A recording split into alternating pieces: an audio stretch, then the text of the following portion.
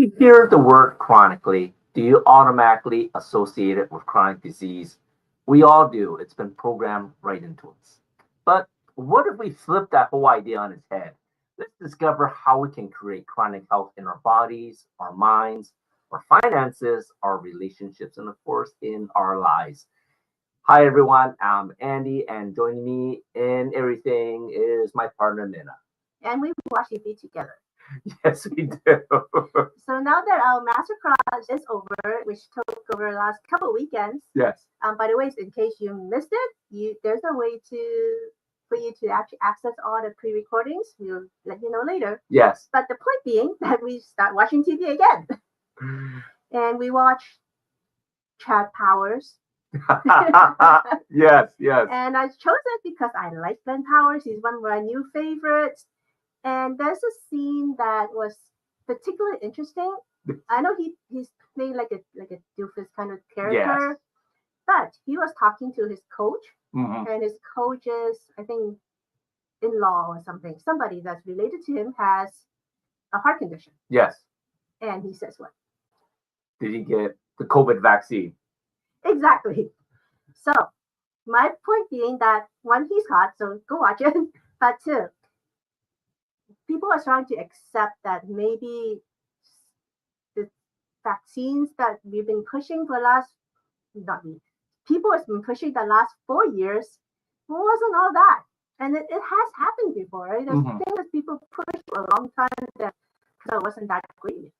Exactly. And, I think it's getting to the tipping point where mainstream media and even movies now, they're trying to joke about by sweeping it under the rug, right? The point is it has happened. And I think that people are starting to realize that, like Minna says, they probably weren't as good as and safe and as effective as they promoted all these years. And it's something that me and Minna's been so passionate about for the last 4 years, and why we left California, because we were so against these new mRNA vaccines, because they to me, they were just new technology that wasn't tested yet. And now, 4 years later, all the data is coming out that all the people that did decide to get it during the time, unfortunately, for whatever reason, they became, they're guinea pigs per se, right? And now there's more and more studies coming out that is showing that, there are potential damages. There are different batches. It's like, this is almost like a sci-fi movie, right? When I told people, oh, maybe there are, possibly there are batches that are more, that they're more less lethal, and there are ones that can cause more damage. And then there's some that, our guest is going to talk about called the kill shot, right? And, you would think this is in science fiction. You wouldn't think this is something that was actually given out. So, this is something that we've been passionate about and sharing. And when we first started sharing this back in 2021, my YouTube channel technically almost got canceled. Like, they kept removing everything. I kept getting all these warnings. This is misinformation. This is not legal. You have to stop this or we're going to cancel your account. And guess what? 2 weeks ago, Google came out and apologizing. We are so sorry. During the time we were told, and I'm not going to say by who, but we were told to label all these misinformation, even though there were truth to it, right? So once again, the truth was out there, and oh man, that's a line from X-Files. But the truth was out there, right? But it was being hidden, and unfortunately, so many people just believed their doctors and the medical association rolled up their sleeves and got the shot, to protect the grandma, to protect the family, to travel, whatever the reason. They did it thinking that it was safe and effective. So the point being that you might have been on the other side, basically, and think we were on crack for the 4 years. And we might have been right. Unfortunately, I wish I was, because we are now seeing a lot of cancer cases, a lot of heart attacks. Yes. We're seeing an explosive, exponential growth in mortality. Yeah. Than before the shot came out. And it's not the COVID, it's the shot, right? And you can see that correlation. So scientifically, it is statistically related to the vaccine. So believe it or not, and like I said, I really wish we were wrong, but Exactly. it wasn't. Exactly. And really, even if we're on crack, what does it mean to you if you believe that we were wrong? And what if we were right? Right? It's your own health that we've been trying to advise you on. It's your own body that we're trying to help you, be healthy. Exactly. It's not about the matter being who's right or wrong. Like Minna says, like it sucks we were so right.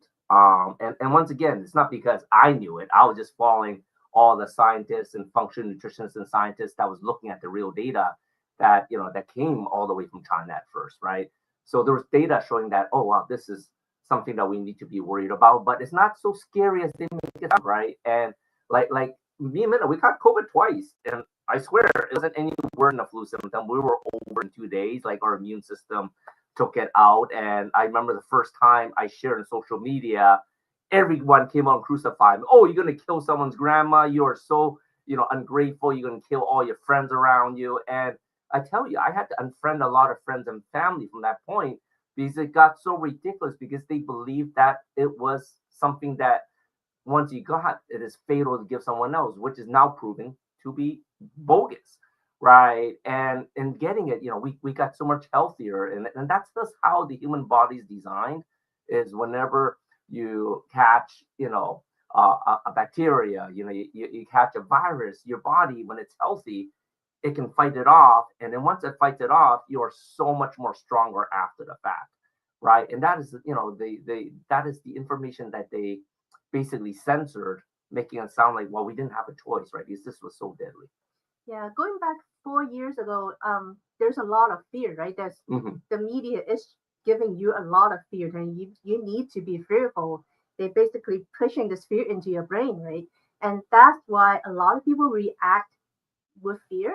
And we hear fear coaches talk about this. We hear a lot of coaches in our collective to talk about how you need to address the coach. And part of it is to educate yourself. Yes. Right. And it's not educated by watching more media. Clearly, that's not the way. But is to find information behind what's behind what's in the surface, and to learn about it for your own sake. See how that actually affects you. Exactly. And I think there's so many people right now that have blinders on, right? Because once you watch this interview, if you haven't watched it from our Chronic Health Collective, it's really going to open your mind. A lot of people thinking, well, I didn't die, I didn't get a heart attack, I'm okay, I dodged a bullet, and then they just pretend that nothing happened, right? But there are so many symptoms in their body that's telling us something did happen, right? And so many people are ignoring this. And our message to you is don't ignore when your body's giving you red lights. It's just like anything else. If you're having an elevated heart rate, if you're getting tired all the time, if your eyesight's getting worse, right? Or anything like that, these are all signs that maybe something is not right. If you're getting sick all the time that you didn't before, right? These are signs that your body's been compromised, and maybe your immune system has been compromised, and there are potential damages down the road. So please, reach out to us, reach out to other functional nutritionists, reach out to Nicolas Hulscher on ways to detox these vaccines out of your body. Right. So the good news is that now that you know about it, there's something you can do about it. Exactly. And that's why we have this masterclass for the last couple of weekends. It was a lot of work, but we're giving you a lot of knowledge so that you can arm yourself towards future incidents, kind of like this. Exactly. But we'll be right back, and we'll be bringing back the interview with Nicolas Hulscher from the McCullough Foundation.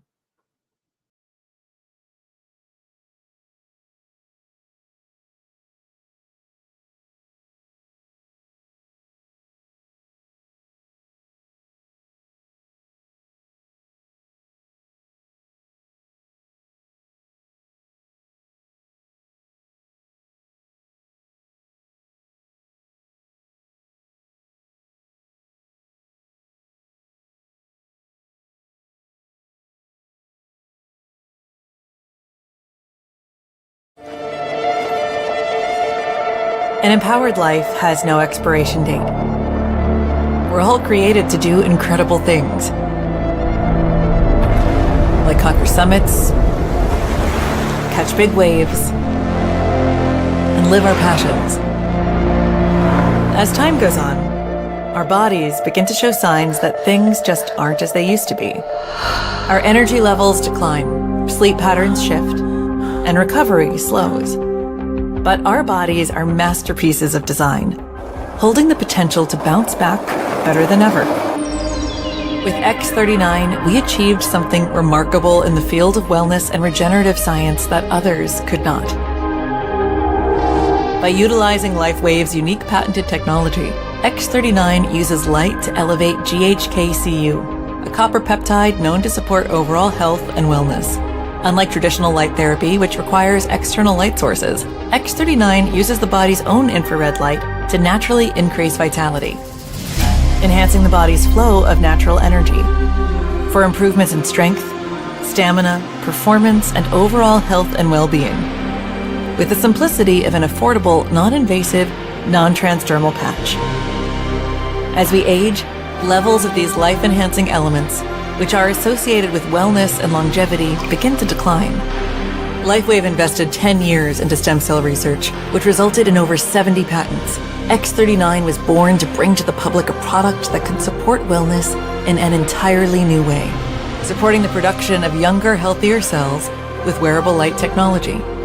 Becoming a powerhouse is easier than you think. Harness your body's natural potential to maintain youthful energy and vitality, because life comes at you fast, but it doesn't have to pass you by. Live long, live well, live young. Be the light with LifeWave X39.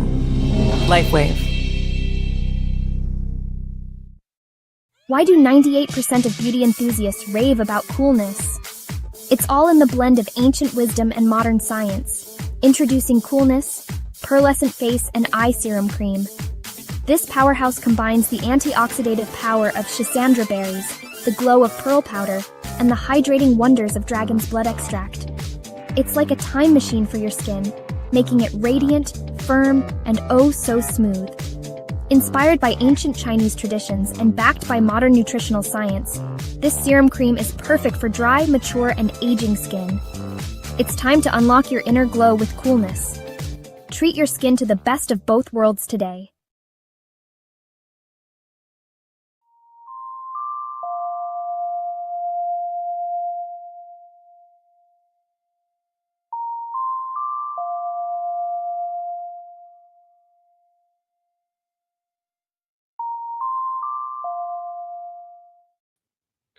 Welcome back to the Chronic Health Collective Masterclass, where we shine a light on the voices that are changing the way we understand health and healing. Today's guest is someone I'm so honored to interview. He's been someone who's been fiercely digging into the data behind one of the biggest medical rollouts in history, and that's, of course, the COVID-19 vaccines. Nicolas Hulscher is an epidemiologist and a research administrator at the McCullough Foundation.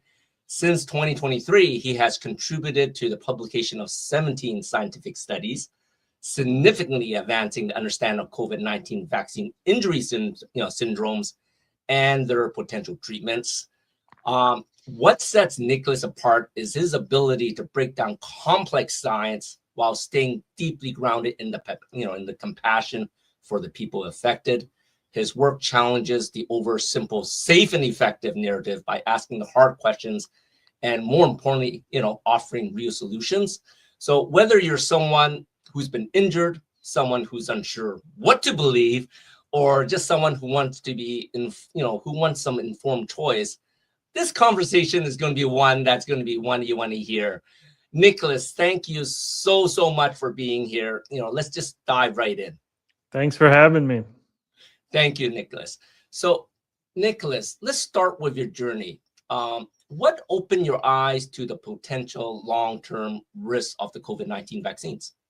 Yes. So honestly, right before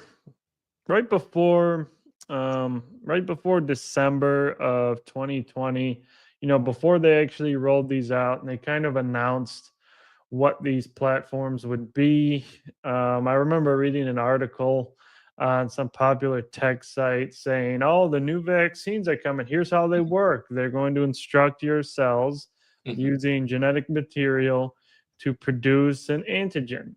And right there, I was like, "Okay, this is not going to be good. This is very bad." And when we looked at the COVID-19 pandemic measures, public health response measures that were implemented, such as lockdowns, such as mask mandates, and all these kind of very negative and unscientific things, I became very worried and kind of expected that this mRNA technology would be an absolute disaster. And so thankfully I never got one. And, ever since 2023, I did graduate from University of Michigan School of Public Health. And then ever since then, we have here at the McCullough Foundation conducted over 20 scientific studies looking at the adverse event profile of these mRNA shots. And they are absolutely terrible. I actually, each and every day, I have a email query set up where I get every single COVID vaccine study that is uploaded to PubMed. So I literally screen every single one every day. So I know exactly what's going on, exactly the latest breaking news. And so we also cover all of the studies that come out. And it's very bad. It's very bad. And it's very obvious.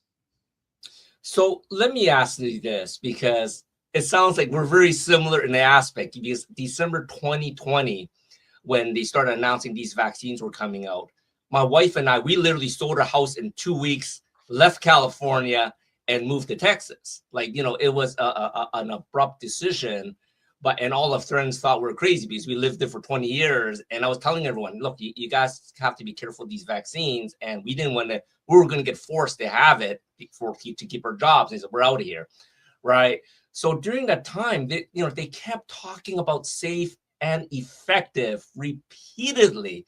From all your studies that you're seeing, with all these emails, of all these studies coming in daily, like you said, what part of that is true? And, what part is, where do we need people to be more understanding of where everything's going with this whole safe and effective mantra, Yeah, it's not safe or effective, right? And when I say, so let's start, why is it not effective? Well, now there's over 8 peer-reviewed studies that show the COVID vaccines actually have negative effectiveness. What that means is they actually end up increasing your risk of infection after a few months of injection, right? So you're more prone to not only more SARS-CoV-2 infections, but a recent study came out showing you're more prone to influenza infections, non-influenza infections, all sorts of things, because it does induce severe immune dysregulation. And this immune dysregulation stems from what's called transcriptomic dysregulation. And we have documented that in a recent study that we put up on the preprint server a few months ago.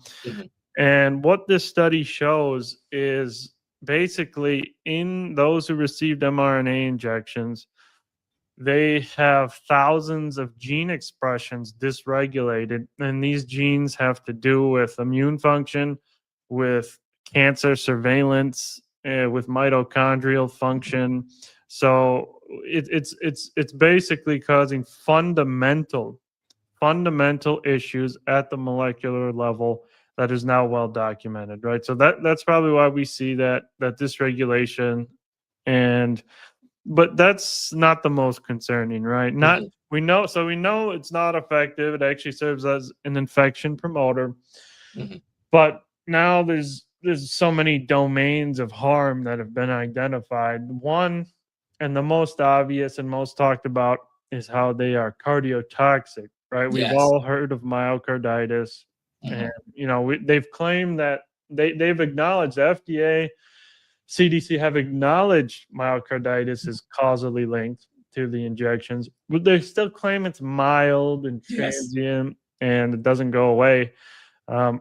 That's completely false and not true at all. We did publish a study. Nathaniel Mead is the first author, and this study, we have over 300 references in it, and we kind of systemically debunk why it's not only is myocarditis mild and transient, it's severe, long-lasting, and fatal, right? So not only does it shave off a large proportion of your life expectancy when you get this inflammation, but it does unfortunately result in scarring, myocardial scarring. The scarring does not go away on the heart. It causes micro scars in the heart, and these are not detectable with imaging. You can only see it at autopsy under a microscope. And so when you have all this scarring after this myocardial inflammation, that's the trigger that leads to these electrical conduction abnormalities in the heart. And then, unfortunately, that's how we see many of these sudden deaths among mRNA vaccine recipients months to years after injection. And that's now, we've actually documented that in about 3 studies now of the mechanisms behind COVID vaccine-induced cardiac arrest. And so yeah, it's not just myocarditis. It goes to cardiac arrest. You have heart failure. You have myocardial infarction, heart attack. All of this now has been linked. So these are cardiotoxic without a doubt. And then you have neurotoxicity. And this is very concerning and not talked about very often. Neurotoxicity means it's damaging your neurons, right? It's causing brain damage. That's now seen in the most key study with this is a study by Ota and colleagues that found vaccine mRNA and spike protein in the cerebral arteries of hemorrhagic stroke patients 17 months after vaccination. So this genetic material is still in the brain. It reaches the brain and it instructs those cells to produce spike protein. Very bad. You do not want a highly pathogenic, toxic protein being produced in your brain. But that's now reflective and explains partially why we see some of these strokes, right? There's massive increased risk of stroke identified in basically all the largest studies ever conducted on these shots. So you have stroke, both ischemic and hemorrhagic. But what this translates to is there's a study by Thorpe and colleagues that found about 86 safety signals for neuropsychiatric adverse events from these shots. So this brain damage appears to be translating to depression, sleep disorders, anxiety, dementia, Alzheimer's, cognitive impairment, suicidal ideations. These were all detected as safety signals. So it's neurotoxic. That's the second domain. There's an immunologic domain, there's gastrointestinal domain, but the next and most important one is carcinogenic. These injections are now proven to be carcinogenic based on now multiple peer-reviewed studies that are just coming out. One of them is literally called mRNA-induced turbo cancers, published in the Journal of Independent Medicine. They have defined vaccine-induced turbo cancer, right? And what this is sudden onset aggressive cancers, usually in young individuals that are, they usually diagnose them when they're already stage 4 because they're progressing so quickly, and then they die shortly thereafter. Correct. This is, again, going back to this genetic dysregulation we've identified. And so this immune collapse, basically. And so you have these cancers being unchecked. You have tumor suppressor genes being turned off. P53 and BRCA, they're supposed to be keeping these tumors in check. They're not functioning anymore properly. And so these tumors grow exponentially. You get hyperinflammation, which is basically a breeding ground for cancers. And it's so bad. So you have that defined now. And then the most shocking one was a few weeks ago, the first ever population-based study looking at COVID vaccines and cancer followed 300,000 Italians. 300,000. Wow. 300,000 Italians. Official government Italian data, right? This is real data. And they followed them for 30 months. Vaccinated versus unvaccinated. Those who were vaccinated faced 23% overall increased risk of cancer. They faced 40 to 60% increased risk of bladder cancer, breast cancer, colorectal cancer, lymphomas, leukemias, basically every cancer you can think of. These shots did increase the risk of over a period of 30 months. So this is undeniable now. And so we know these are carcinogenic. So those are the 3 domains of harms that really should provoke the most concern, right? We have the heart, the brain, and the immunological system. We do not want those damaged. These injections significantly damage all of those. Wow, you unpack so much information here. So many people are, are always saying, oh, it's always effective and safe. I want to unroll back a little bit. Right in the beginning, you mentioned that the people that got the COVID vaccine, not only do they, there's a decline that their ability to catch it, but they actually catch it easier than other people that didn't get vaccinated. But it also makes them more prone to catch other respiratory diseases. That explains why there are certain people that, among my friends, like all my California friends, all my Canadian friends, they're getting sick over and over again every 2-3 weeks. And they're saying, oh, it's not COVID, it's just something in the air. They're blaming their children from going to school. But it is because their immune system is compromised. Yes, that's correct. That's correct. Particularly if they got so many booster doses. The more boosters you get, the higher your risk of this reinfection and immune dysregulation becomes. Now, there's also another thing. It's not just the genes responsible for immune function being turned off or downregulated. It's not just that. It's also what's called IgG4 class switching. So your body, in response to repeated booster injections, it develops almost like how your body gets used to allergies.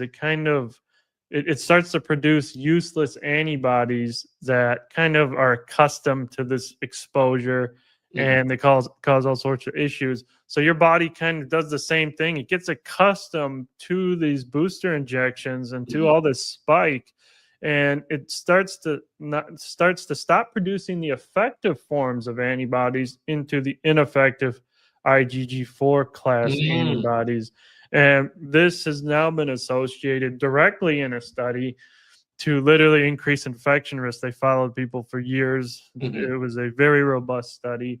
And they found in those who kept getting boosters, their IgG4 levels went way up, significantly higher, and they had much higher infection risks as well. And there's other mechanistic review papers that reviewed this phenomenon.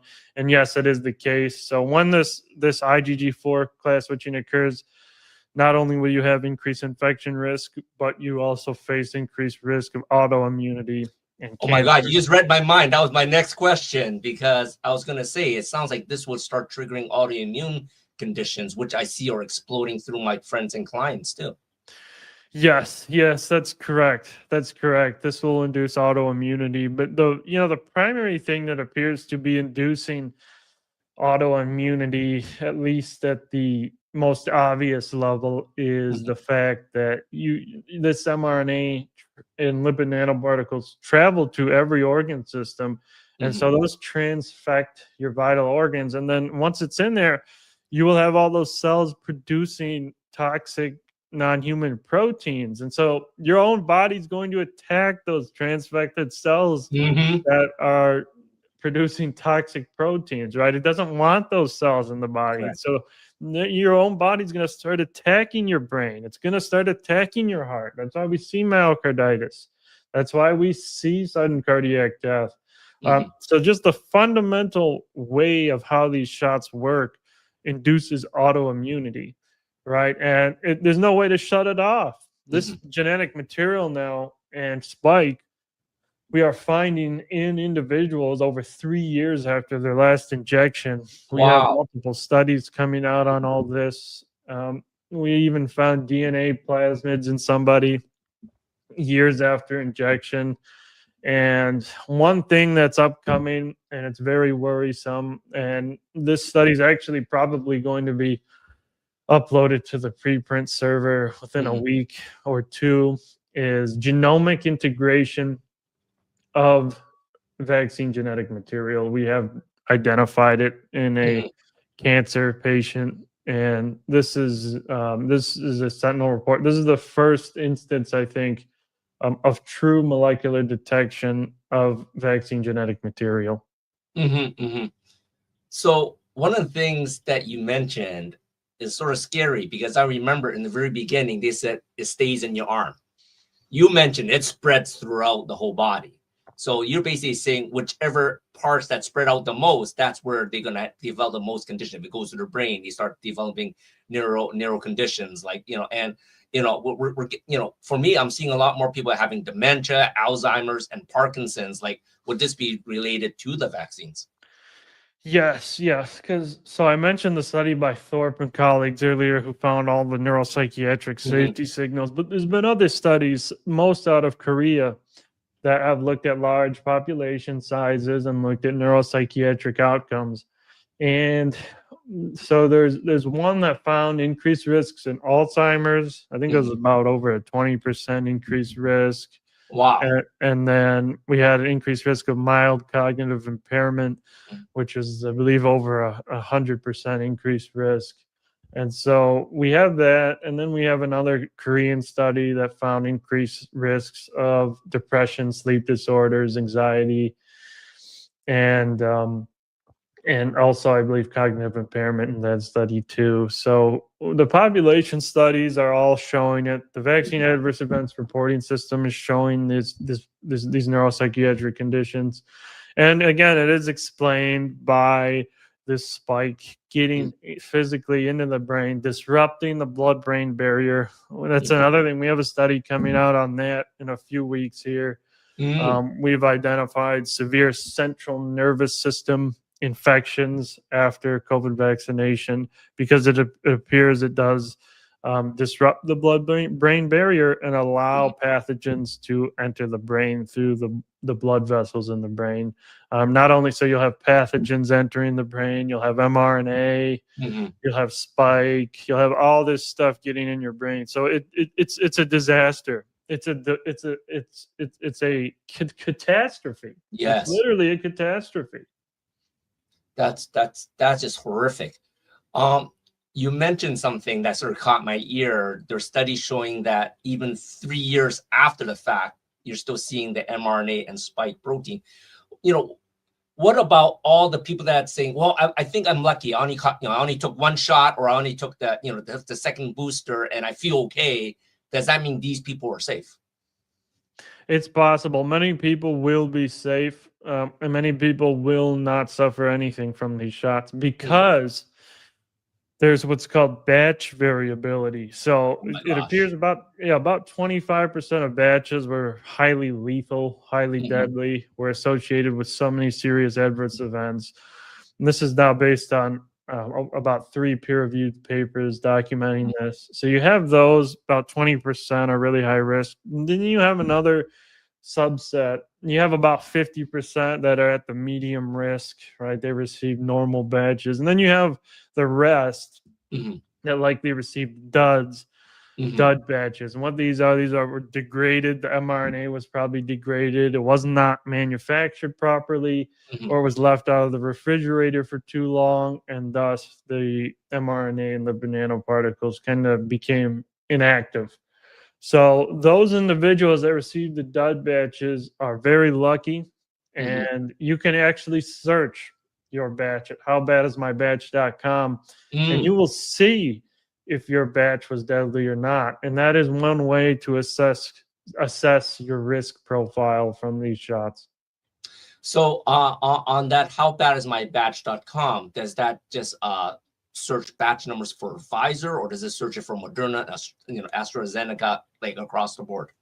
Across the board. It uses the vaccine adverse events reporting system, which documents batch numbers, and it literally will tell you. So you type your batch and it's going to tell you how many deaths, how many cases of myocarditis, how many strokes. It's going to tell you that whole breakdown of your batch, and it's a very helpful tool really in assessing this risk. And it'll tell you, because if it was a high risk batch, that probably means it had higher levels of mRNA, it had DNA plasmids way over regulatory limits, SV40 promoter enhancer, spike encoding DNA from these manufacturing plasmids, right? So that's what really concerns us. And the medium risk batches, they got the standard load, right? They got the standard mRNA. They maybe just got a little bit of DNA contamination. And these low risk ones, they're lucky. They were lucky. So after getting your batch number looked at, because I imagine they're comparing it to their vaccine card, because the vaccine card actually shows the batch number, right?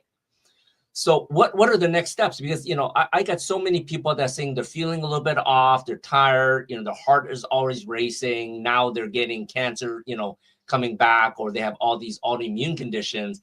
And the doctors are saying, well, this just sometimes happens, your age, but they never associate with the COVID vaccine. So what steps would be good for them? Like, what other tests should they be asking their doctors? Because in my mind, doctors should be working with us, right? You know what I'm saying? We should be asking them, how can we improve their health, rather than them dictating what should be done with their health. Like, for those people there that are concerned, they look at the batch number, oh my God, I got the medium one or the high risk one. What tests should they be doing themselves, or asking their doctors to see if they're still at risk, or what steps should they be doing there? Right. Most doctors appear to still be psychologically compromised in this situation, because they have pushed this injection on their own patients. They have taken it themselves, and they won't want to acknowledge that it has caused harm, and thus they won't test for it. They won't treat it. They'll pretend it doesn't exist. So you have to find a doctor that does acknowledge vaccine injuries exist. That's the first step.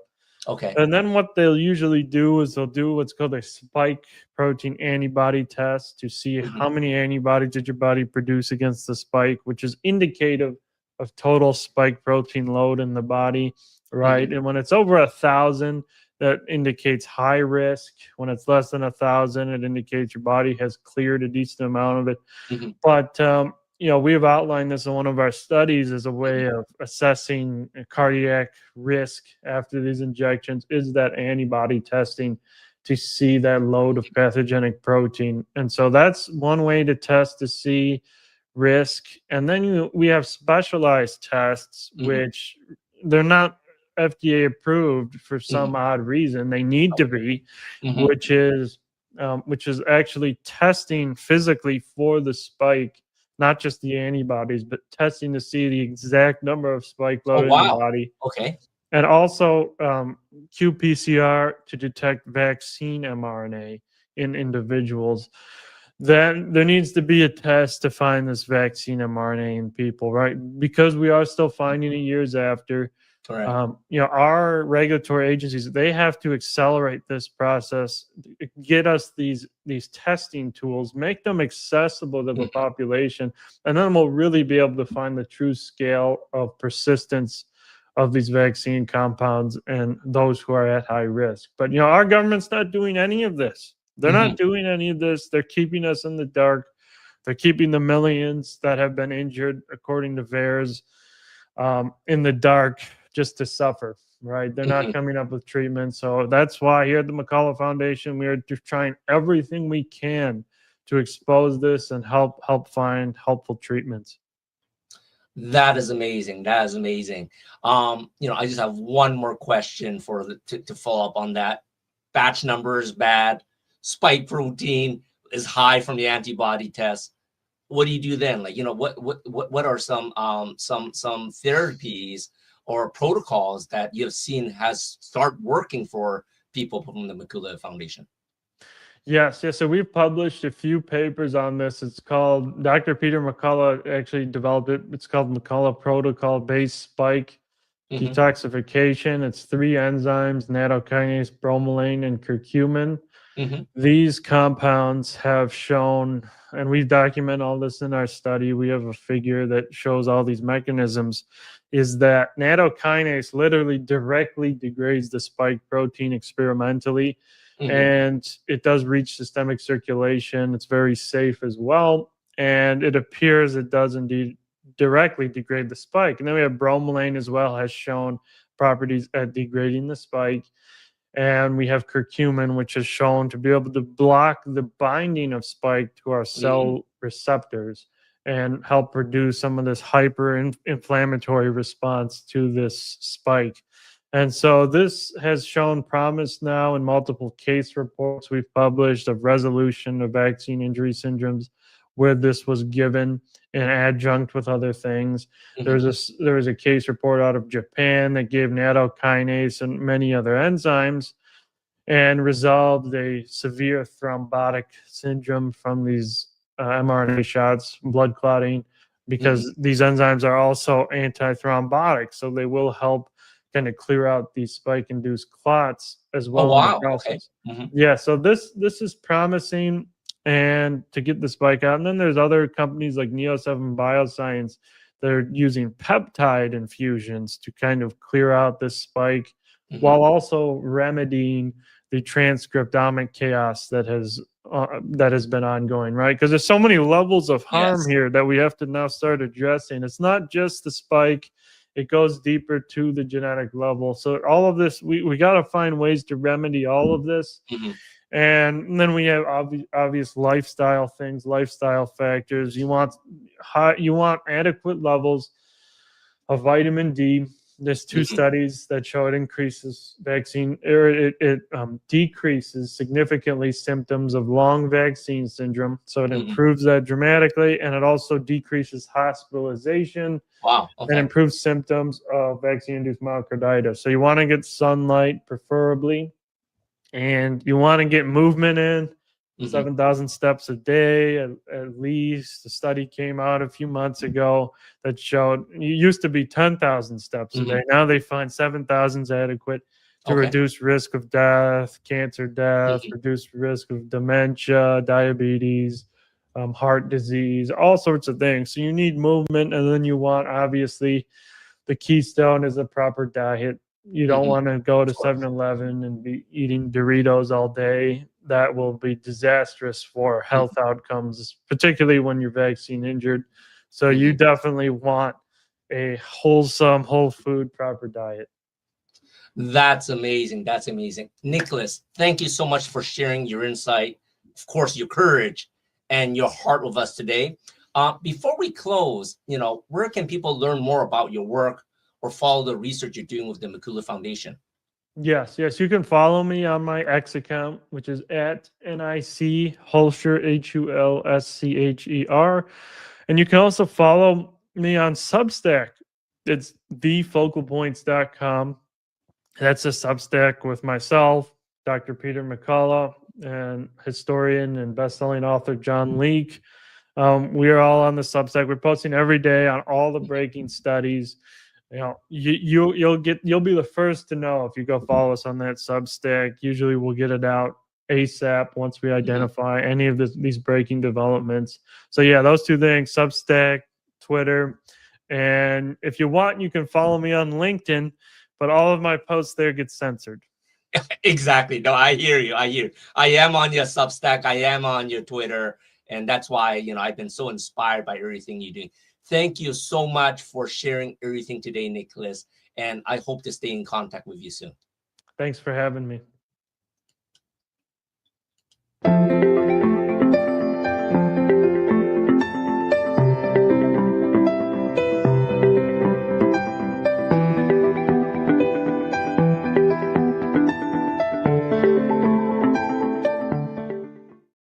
A life empowered is closer than you think.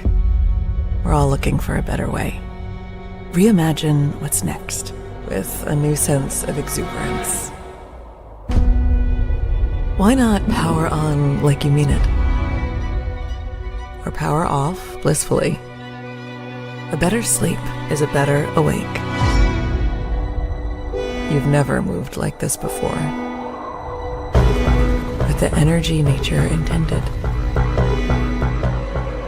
Imagine reprogramming the way you look at the speed of science, at longevity, at exhilaration.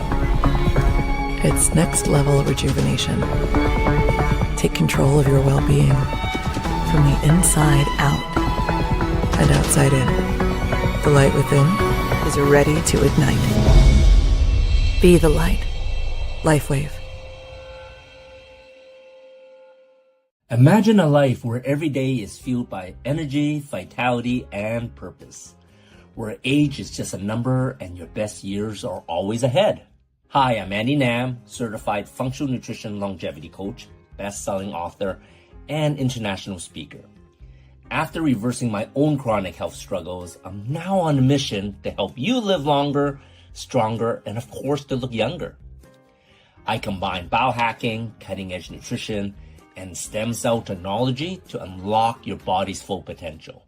So no matter where your starting point is, I'm going to guide you toward a chronically healthy life.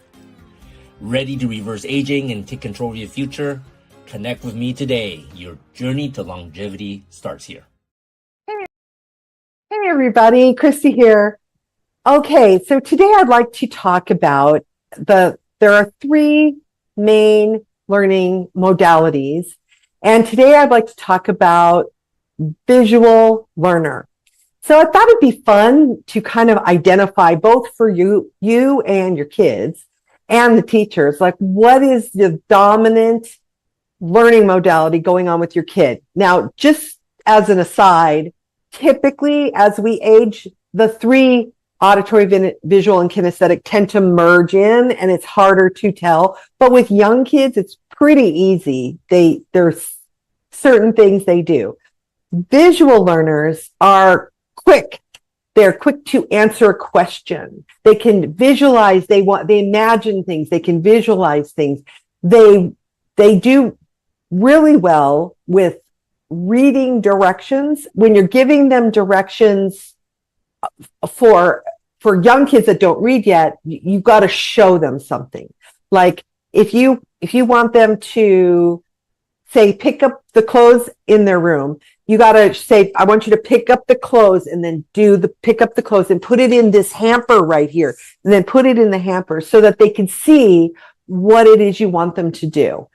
Then if there's any kind of weird little learning difference going on, it becomes so much clearer. And then if you want to add a level, gamify it. Make it into a fun game. Roll up that t-shirt and play basketball and dunk it into that hamper. So anything like that helps your kids build their skills with their learning is good. It will help you, and it makes it easier for you, especially at home, parents and teachers. You can do that too. Visual learners are the kids that they need to see what's going on. If you were to draw a picture of something on the board, that would help them. They do really well connecting the pictures to the words, things like that. That's the very, very basic level of visual learning, and exercising that with visual fun things like the memory game, that is a way to help them expand that skill. All right, ciao for now. Welcome back to Chronically Healthy Life. That was an eye-opening interview, and I gotta say, I know that interview came from the masterclass, and also it's funny because he ended with, LinkedIn is going to erase the stuff. And he did. He actually took that video right out. It was funny because I did a short on LinkedIn, and the funny thing, it wasn't LinkedIn that found that I violated the community. It was someone reporting to LinkedIn that it violated the community. So someone on there thought that it was not true and got LinkedIn to delete the video. And that's what, we think it's so important because right now there's so much censoring. I don't know, maybe that guy was working for one of the vaccine companies. I don't know, right? But the point is, the information should be shared, like Nicolas said. Everyone should know this information, and then from that point, you decide what to do with it. Because that's what our health is really about. We should be deciding what we should be putting inside our bodies, and not someone forcing what's putting inside it, right? Like he said, find a doctor that's going to work with you, that is going to acknowledge that the COVID vaccine could have caused damage that you're experiencing now. And if you heard of myocarditis, is not temporary. It's permanent damage with micro scarring and everything. So if you have signs of myocarditis, when you start having signs of heart conditions, you should start looking at some holistic ways to start repairing your heart. Yeah, so the reason I point out that the LinkedIn is because that would explain why you're not seeing this information earlier, and it's just coming out like it's new. It actually wasn't new. It's been around for years, right? And that is why you just now getting this information, because we're trying really hard to get you that information. Yes. And I guess the other thing is, even if you don't believe it, even you think we're on crack, imagine if you know someone who has these problems. I can almost guarantee you know someone that is in that situation, that has turbo cancer, that has myocarditis. There is almost every week there's one professional athlete that died because of this, and it is everywhere, and you can't not see it unless you really don't want to see it. Exactly, and like Mina says, it is the what if, right? And for us, we always encourage everyone, do their own studies. Prove us wrong. I would love to be proven wrong. Like, it so sucks that we've been right these last 4 years and the data is coming out. But like I said, it's not we are right. We were following the data. It's always been there, but it's been covered. It's been masked. And now it's coming out. And like I said, it's getting very, very hard for them to cover it now because studies are coming from Italy. He said 300,000 people. A lot, yes. And it was government studies. So it's not a private study. It was from the Italian government, and anywhere from 20 to 60% spike in cancers following over 30 months. Like, that's 3 years. That's a lot, right? So there is no dispute that it can cause turbo cancers, and it makes sense because it's dysregulating your immune system. It's taking away all your protective, protective mechanisms in your body to stop tumor growth, and it's just letting tumors go nuts, right? So it is very important. Please go to whatisyourbatch.com, was it? Yeah. Yeah. Well, check again. I think it is whatisyourbatch.com. Check again how bad is your batch.com, and check your vaccine number, and hopefully you got a dud. Like you said, some of people are lucky and got the duds, but if you got some of the ones that are the worst, please do something about it. Find a doctor that's going to say, hey, look, I got this. What can I do about it? Can I test my COVID antibodies? And if that comes back high, please do something about it. Don't just sit there thinking, well, I think I'm lucky. I don't feel anything. Because like you said, over 30 months, this can still happen. No one is in a safe space right now.